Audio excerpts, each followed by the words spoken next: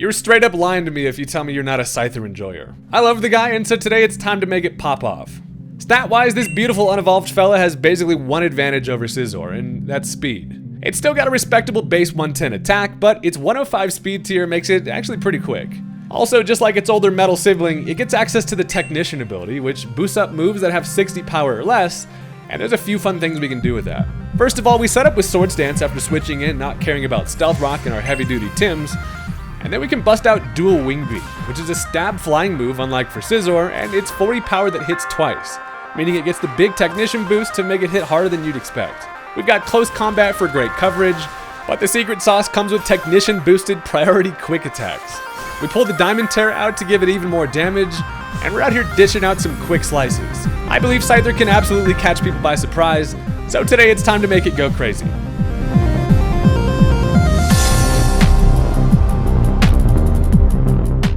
Look, if you've ever wanted to use Terra Normal Extreme Speed Dragonite except worse, well, you're in luck. Today we're showing some love to the Scyther, who is great value Dragonite, and it's actually really fun. I love Scyther. This thing is super sick, and if this sounds like a fun time to you, consider hitting that subscribe button, or also don't, that'd be fine too. And with that, let's jump into the match. Alright, so my opponent decides to lead off with the Annihilate. Also, has anybody ever noticed how his little eyebrows pop up? He's like, how's it going? And I have myself a Fortress. So look, this is a lead I'm not worried about. I'm thinking Annihilate probably just like, I don't know, sets up or something. Instead, however, they go for a Final Gambit, and that's gonna, in trade of knocking itself out, it does the amount of HP to me that it has. But luckily, since I have Sturdy, Walnut doesn't even care. I'm able to then set up a Stealth Rock, and since, you know, it just dies, it doesn't activate my red card, which is kind of cool. So I'm just, you know, having a little tea party by myself over here, setting up my Stealth Rock, and I guess that's it's an interesting trade-off. The turn 1 Final Gambit did not expect. Now, as they end up going into the CAC turn, now I see why they do that. They can then come in, and since I have 1 HP, they're able to finish me off with a Fell Stinger, which, if you're not familiar, is very scary. It's now going to give it a drastic boost, which means it gets to +3, and while Fortress does set up its Stealth Rock, I'm now dealing with a much scarier than normal CAC turn. So I figure, you know, I don't have a whole lot for this thing. And while I do know its main damage is going to be Sucker Punch, my best bet is to go into the Dots Bun. I bring it. This thing is looking delicious. I do live a Sucker Punch easily, but then my Body Press actually doesn't knock it out. I kind of expected that to kill it, but I mean, I'm a pretty good counter to whatever this CAC turn wants to do. Also, as it does not click Sucker Punch on the next turn, I'm just faster. So, you know, we sit on him like a good boy, and that's going to take care of the CAC turn. So that could have gotten a little out of hand. Fell Stinger strat is just sick as hell. So I respect it, but I'm also glad that thing is dead. And also, Purebred over here is just honestly looking pretty healthy. We eat a little bit of leftovers. And at this point, they go into my worst enemy. They bring in the Gliscor. Now, the thing about Gliscor is I cannot touch it. And I don't really want to be toxic, but I also figure they probably just set up Stealth Rock here. So I'm thinking this seems like a pretty easy swap, you know, into Milotic. Because, first of all, Milotic don't care. I can then predict a switch and get a flip turn off and then be in the money. So, as I bring this thing in, I do in fact get Toxic. Now, it's not the end of the world for this Milotic. I'm actually running Flame Orb anyway. So I try to get this thing status regardless, but a Poison is, you know, or at least a Toxic Poison is far worse than my Flame Orb would have been. So, well, you know, a little bit annoying. At least at this point, I figure this thing does not want to stay in on a Milotic. While I don't even have Ice Beam, I figure they'd probably just swap. But as I click the flip turn, they in fact, they go for the Protect. Because it would not be a Gliscor if it wasn't just a Toxic Protect stalling, Poison healed abomination of a big meaty claws. So it gets its Poison Heal back to full. I'm then obviously just racking up some poison. I still think they're probably there's nothing they can do to Milotic here, so surely they swap. But instead, they end up going for the Terra. They're going to pull. Also, the game runs so much better on the Switch too. The animation is just that it feels faster, it's smoother. My God, is it a nice time playing this game on the Switch too. Side note aside, they end up going for the Terra Water, which I'm not necessarily that mad at. So as they go for a Toxic, I guess they probably thought that I was going to flip turn first and then be able to, you know, switch into something else to get Toxic. But regardless, that works out for me. I'm then able to go for the flip turn. And now that they've burnt their Terra, it helps me a lot against Gliscor in general. So I figure who can get going against this fella? I'm probably going to go Virizion here. You go into the old Virizion Wireless because I am sharp, and also this thing is now water. So I figure I can probably Swords Dance in the face of this. If they want a Toxic, you know, that's fine. I can't. If they want to go for a knockoff, that just gives me Justified and a free attack boost. So they realize their water ass is in danger, and they're going to end up swapping into Slither Wing. This thing comes in. I always forget its name. But it does get a photosynthesis boost. It's going to be an attack boost, which is scary because while I do Swords Dance, now I'm in danger of getting first impression. And my first impression of this thing is probably going to be death. I'm thinking that probably, I mean, I don't know. Maybe I have a chance to live it. It is just a neutral hit. So I decided to roll the dice. They go for the first impression, and I live it with 27, which is sick as hell. But what is not sick is that then the Stone Edge doesn't kill it. So I'm like, God, how many Swords Dances does it take for this thing to do any damage? It turns out a bit. So at least, however, I can outspeed. I can finish it off with a close combat. They cannot first impression twice. And I close combat there just because I know it kills. And at this level of frailty, it doesn't matter if I, have defense drop. So here's the thing, they bring in old Bigfoot. Young Roadrunner of the Zapdos comes in and takes some Stealth Rock, but also as I'm looking at it, this thing, I'm faster than this thing. It's base 100, but as it goes for the U-turn, reveals the Choice Scarf, which, it sucks to lose Virizion. I would have liked some Stone Edge chip there. It probably would not have knocked it out, but at least it would have been really nice to get some damage. Regardless, though, at least now I know that Zapdos is Choice Scarf. So, I mean, that's at least something to know. But what's nice is that they knock me out with a U-turn. So as they go into their pivot first, I can decide to match up. Now, it does turn out to be a Shaman Sky, and this thing is scary. It does not look threatening over there. It looks like a little friendly fella, but this thing will beat your ass. So, considering that this thing is fast and hits really hard, I don't have a whole lot that wants to deal with it. But I decided to go Dots Bun first, because as I go for a Protect, first of all, I can scout what they wanted to do. Now, I figure they probably just Seed Flare. That's exactly what they click. But it gives me another turn of leftovers, and at full health, here's the thing. If this thing is not Choice Specs, I know that I should live one Seed Flare. So I'm mostly in here for, I'm scanning for data. Check it out. They go for the Seed Flare, and as that does knock me out, here's what I know. I know now that this thing is Choice Specs. You can't tell, but that little bastard over there's got some sunglasses on that makes it hurt. So I now know that it's locked into Seed Flare, and with that knowledge, I can bust out the Scyther, and it's time to get to slicing. So Scyther, first of all, resist the hell out of Seed Flare. So I know that they're going to be forced to swap here, and that's going to give me a free turn for a Swords Dance. Now, the last thing you want to see is a Scyther getting sharp. We're already, probably arguably one of the sharpest fellas out here, but as they go Gliscor, I get myself a nice little SD. And now at +2 attack, here's the thing. Scyther, I don't really mind. I mean, unless for whatever reason this Gliscor has, like, Stone Edge, which, obviously we've kind of seen what this thing's working with. So I'm like, you know what? I'm pretty free to just go for another Swords Dance. What's this thing gonna do? Just go ahead and throw some grape juice at me and poison me? I am not afraid. Now, that's exactly what they do. They do go for the poison, which, I mean, Scyther's here for a good time.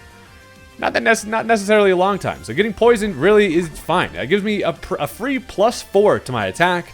And now, just like that, you have messed with the wrong late game Scyther. I can now go for a dual wing beat. And while Gliscor is made out of like a damn brick shit house, it does still just go down to a dual wing beat. Luckily, we do not miss. It's very satisfying to knock out a Gliscor any which way, but with a physical attacker, it feels great. So that takes care of Scyther. Now at this point, they've got 2 Mons left.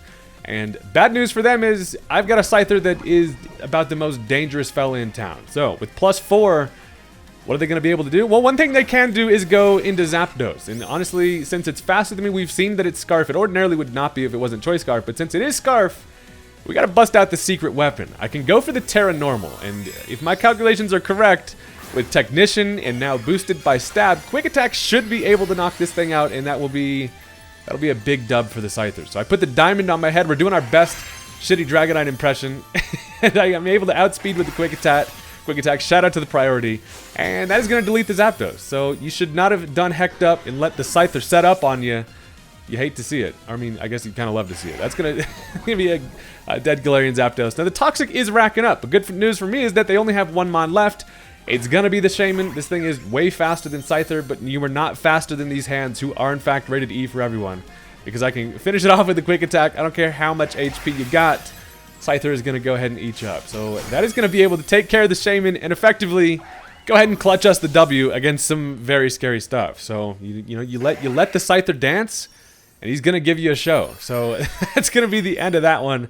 And it's fun also getting Quick Attack Technician to really show what it is. Isn't that bad. So that's now going to bring us into game number 2, because that's how we roll around here. Look, if you've stuck around this far into the video, you should just go ahead and hit that like button. It really helps out the channel for some reason, and just hit the button. And let's get into the game.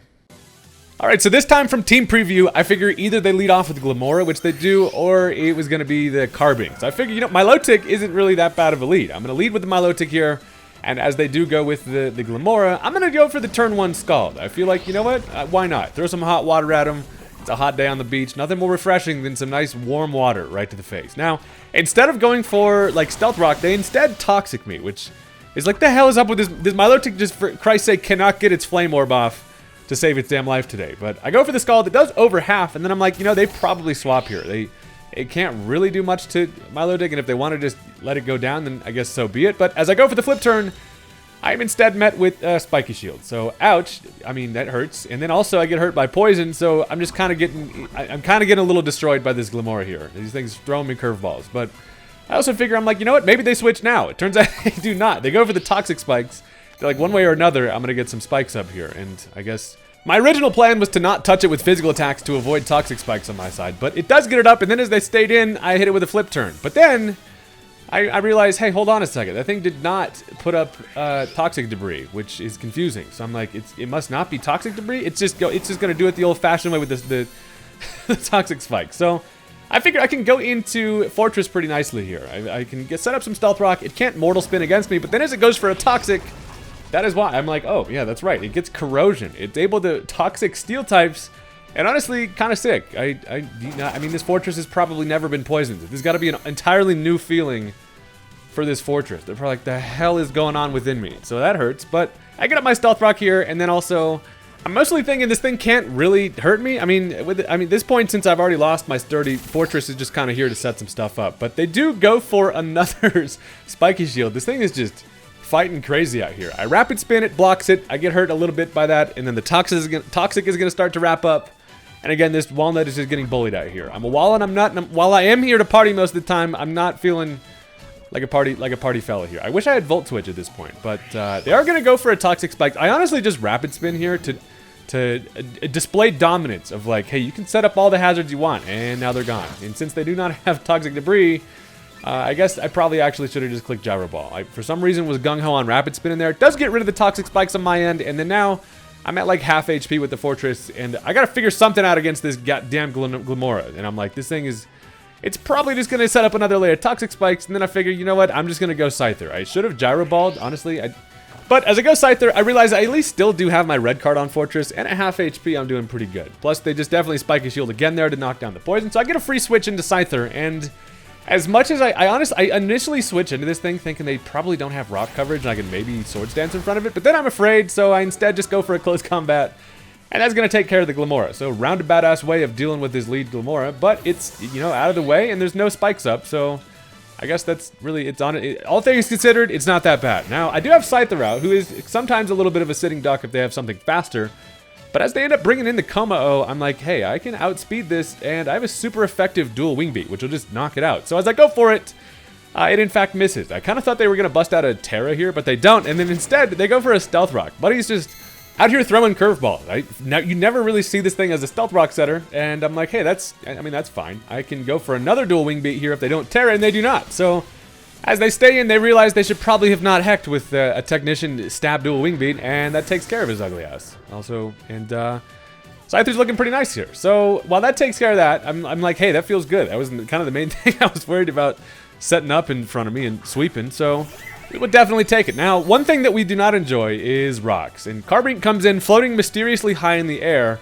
And I'm thinking, this, I mean, it's not gonna maybe set up like screens or something. Regardless, I'm kind of afraid of maybe like a rock polish and then some type of crazy sweeper guy, so I figure Scyther has no business playing with any type of rocks, and I'm gonna go right into Milotic, who comes in freely. Now I am at like half HP, but been poisoned, but as they end up going for the spikes, I'm like, well, okay, I mean, that's kind of fine. I have the Rapid Spinner in the form of Fortress, but also now that Milotic came in here for free, I can either threaten this thing with a super effective water attack, or I can end up going for a Recover and then still get some really good value out of this Milotic. Again, with the poison, it activates my Marble Scale, so now my defense is multiplied by 50%, so we're looking pretty good. They do end up going for some more layers of spikes, and there's going to be hazards all over the damn place, I guess.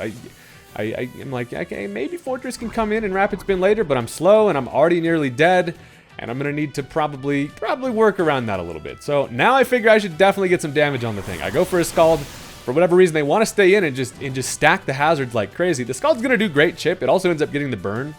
It's also funny that I always end up getting the burn on things that I do not really need it on. But, I mean, hey, we'll take the chip. They go for another layer of spikes, and now they're, like, about the sharpest Legos on my side ever. So my barefoot guys, other than Scyther, who doesn't care about spikes, are going to be getting, you know, some pretty significant chip just on switching. So I'm now going to end up going for the flip turn. I figured there's no way they just stay in and let this thing die to the Scald, but they do end up sacking it, and I figure, hey, as I get a critical hit, it of course does not knock it out, but here's the thing. Knowing the state of the battlefield at this point, I'm kind of going to play toward a late game little Scyther setup eventually. So first of all, I go Fortress here. I don't know. It's not going to set up spikes because it already has maximum layers. Walnut comes in, gets absolutely destroyed. I realize at this point, surely there's no value in this thing. So as I come in, I get body pressed, and while I fully expected to go down there, Walnut is not going down easy. And that does use my red card, forces the Carbink out. But the main thing why I realize that Scyther has potential here is the amount of chip that I have on that Carbink. And that's going to be really nice,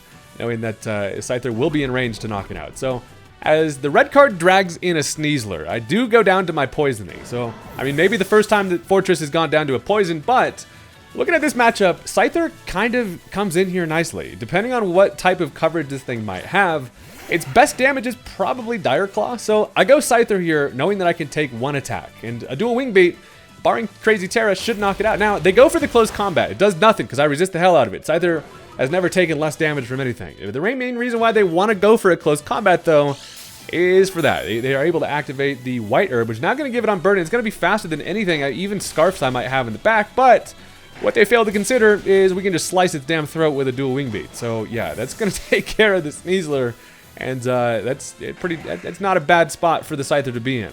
So now I'm feeling like it's Scyther's time to shine, right? The main thing that could deal with it was Carbink. We've got the chip we needed on it, and now as they end up bringing in Salazzle, Buddy is stanced the hell up. Does take considerable Stealth Rock. But as I'm looking at it here, I'm going to go Terra Normal. Best thing they can do is click Flamethrower, and which I figure that's probably what they're going to go for. I can then get up a free Swords Dance, because with the Terra Normal, Scyther should be able to take one of them, depending on if it's Choice Specs, we're just shit out of luck. But I'm going to put the Diamond on my head, no longer weak to your Scary Fire, and with a Swords Dance setup, we're looking nice. So it comes in, turns out goes for the Disable, and Disable Salazzle is actually a really interesting set. A lot of the time it'll be like Substitute, Disable, this thing can be all up to some crazy shenanigans. So now the Disable is interesting. It does get rid of my dual wing beat. So while that's, you know, generally Scyther's greatest damage, at least now I still have big old quick attacks. And as I get that Swords Dance up, Salazzle is made out of glass skin and paper bones. Or I said it wrong, but you get the idea. Thing is freaking frail, and a quick attack is gonna knock it out. And now +2 Scyther, we've got the Terra set up. And now we get to see how far we can potentially take the thing. They're probably thinking, that Scyther is a bit of a problem. So here's the thing. They can go Florges. And Florges is the main thing that I needed dual wing beat for. Had I been able to click dual wing beat here, I think it knocks it out. And then it can hit me. If I can't dual wing beat, I have to quick attack. So it's going to be able to get an attack off on me. And as they end up going for the Terra Fairy, I was kind of thinking maybe Terra Steel, which a close combat would have been sick for. But they go Terra Fairy, which means they probably just want to boost up their damage. And as I go for my quick attack, just my highest damage output, with +2, it's still going to do a lot, not going to be enough to take care of a Florges. Because that thing is bulky as hell. But luckily, as they go for a Draining Kiss, even with the Terra boost, Scyther absolutely eats it up. So, I mean, your kisses do not work here. And while it does drain some energy, you're definitely just going to suffer a very quick and speedy death. I go for the quick attack here, going to be able to finish off the Florges, and also getting rid of that Terra. It's nice. It's honestly too late anyway, but that's going to be a dead flower. Final mana is going to be that Carbink, who has to come in and take pretty much nothing from Stealth Rock, but it's not feeling too healthy anyway. And Scyther is, once again, a fantastic little late game sweeper. I really have a lot of fun with this thing. Actually, it comes in, this thing was more dead than I thought, because the Stealth Rock actually just knocks it out. False Alarm, Carbink was not a problem, and that's going to be a dub for the Scyther, baby. We're out here blinged out. The granny behind there can't see a damn thing because my diamonds are just shimmering. So, while Scyther is sick as hell, that's now going to bring us into one more game. I got a third one here because, look, Buddy's got the boots strapped on tight today, and we're ready for some action. So with that, let's just jump into this next one right away without any nonsense. Alright, so this guy's going to go ahead and lead off with the Alolan Ninetales. And this is one majestic asshole. I hate this thing so much. It's a problem. So as I lead Fortress, it's still a really good matchup versus Alolan Ninetales. Because A, they probably just go for an Aurora Veil. So I kind of get up my Stealth Rock for free, but then it's 4 times weak to a Gyro Ball. But the problem is if it touches me, it gets red carded out. And Fortress is kind of in an awkward spot, but the moral of the story is they get up their Aurora Veil. Things are going to be way more bulky than I'd like them to be. But they now, as I kind of expected them to swap, they end up going for the Encore, which just makes this thing even more annoying. It locks me into Stealth Rock, and my Fortress is having a bad time over here. So, look, the snow is up, the Aurora Veil is annoying. Now, one thing about the Aurora Veil on their team is I'm kind of not that worried about it. The reason why I freely Stealth Rock there is knowing that they set up an Aurora Veil, while they have a Cinderace with potential to Court Change, they're not going to Court Change the rocks over to my side anytime soon, because then they're just going to give me the Aurora Veil. So I feel like my rocks are safe, and as I end up swapping into my Lotic here, they are going to end up swapping into Baxcalibur. So for the first time today, hard switching into my Lotic is one way to ensure that I do get my Flame Orb buff. So I cannot be poisoned today. We are going to be burnt. So I know that for sure, if I know a Baxcalibur like I think I do, this asshole is going to start dancing. And I'm like, I do not want to see all that. So I can go for a Dragon Tail. And while they do Dragon Dance, that's perfect. I connect on the Dragon Tail, smack his ass out of here, say no, no dancing today. This is a serious business day. And that's great because that's going to force it to come back in and take more Stealth Rock damage. And then it's at like already half. And so Baxcalibur is kind of already in range for Scyther to kill it. So that feels pretty nice. And while it drags in a random teammate or team member of theirs, it's going to end up being freaking Ninetales again. So the Stealth Rock chip is really nice paired with Dragon Tail. But also, I do not really want to be hit with a Freeze Dry here. And I figured, you know what's great? I'm having a fun time just stirring up their team. So instead of it going into anything else, I figure, you know, Fortress comes in here, I can take a Freeze Dry, and then Red Card's going to force it out. So just like that, I feel like Baxcalibur, you know, and Alola Ninetales are going to be in a kind of bad spot. So they do Freeze Dry. And I'm like, not today, sir. Red card for you. That is going to be a penalty, and your ass is out of here. So now, I mean, their Aurora Veil is still up. So I'm kind of just hecking around, just burning turns out here, trying to get rid of it. But it drags back in Baxcalibur, and this thing is like, God, these Stealth Rocks are just digging into me here. It's now at half health, which is great. And also, it can't do anything to Fortress. So I'm like, that's about the best thing it could have dragged in here. But as they end up going for a Dragon Dance, they figure maybe I swap. Nope, not today. You can dance all you want. You're not going to be able to use it because I can now go for a Gyro Ball, which is in fact stronger due to the fact that it went for a speed boost, but it still doesn't knock it out, which is honestly incredibly unsatisfying. I wish that would have knocked it out, but it does go for Earthquake here. It doesn't do anything because look, I'm about as physically defensive as it gets, and then I just roll my ass right into him, and that's going to knock out the Baxcalibur. So Baxcalibur behind an Aurora Veil is got to be one of the scariest things out there. But luckily, it wasn't a problem. We're able to take care of it. And as they go Cinderace now, here's the thing. They have one turn left on their Aurora Veil. So I'm thinking they probably go for a Court Change. But also, if they don't, and then I just get hit by a Pyro Ball, I'm just going to be burnt to a crisp. And then I think I might as well try to take advantage of the fact that they might Pyro Ball here. Bring in the Dachsbun, who can get its well-baked body. But nope, they do go for the Court Change. They've been biding their time here. And they say, yo, those Stealth Rocks that have been screwing me over, you can take them. It sends me over some bloody rocks. And that just feels unsafe. But also, it's nice they gave me the Veil, but then it just wears off immediately. And I'm like, you bastard. So the good thing is, at least, my bread ass can just stay in here all day against a Cinderace. So I decided to go for a Wish, just to get a little bit of an insurance policy on whatever might end up happening here. And it draws in the Torterra. So as the U-turn into the Torterra, at least, I set up a Wish. And I'm pretty much at full HP already, but look, Torterra is a problem, dude. This thing's, it's gonna Shell Smash, and luckily at least, you know, they don't have the Aurora Veil up, but as I go for a Body Press, I want a little bit of chip on the thing. I'm honestly thinking that Dachsbun is kind of a pretty safe bet to stay in here. As they go for the Shell Smash, I'm hoping it's loaded dice. If it doesn't have a White Herb with a defense drop, I can Body Press again, and then it'll just be like likely in range for a quick attack from Scyther to knock it out. But moral of the story is, this Torterra is a problem. If it starts to set up, it's going to be scary. It does have a White Herb, which is frightening. But, I mean, I'm max defense on the dog here, so I think I can take an attack. I can get up another Body Press for sure. But they realize that, you know, Torterra has pretty good potential to get out of hand here. They go for another Shell Smash, and that is not great. Now it's going to be at +4 on its offenses and speed.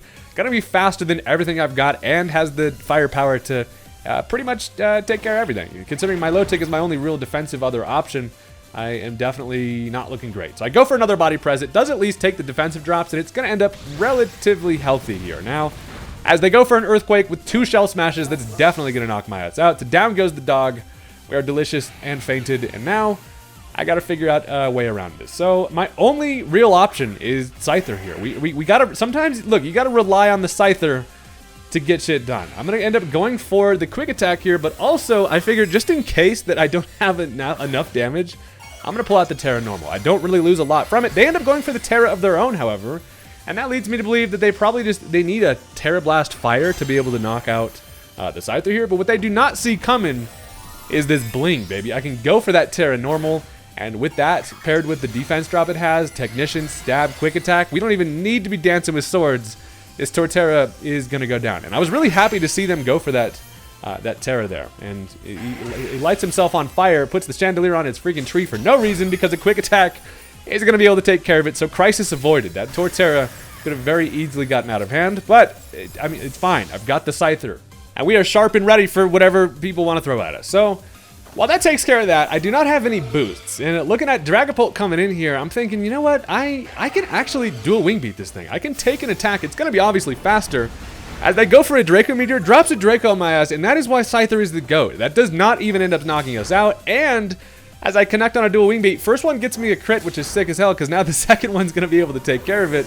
And very fast, very scary Dragapult with his ghostly little tail can go ahead and get dual wing beat off in hell. Pause. Jesus. I was gonna edit that part out, but I'm leaving it in. Anyway, at this point, here's the state of the match here. They got 3 Mons left.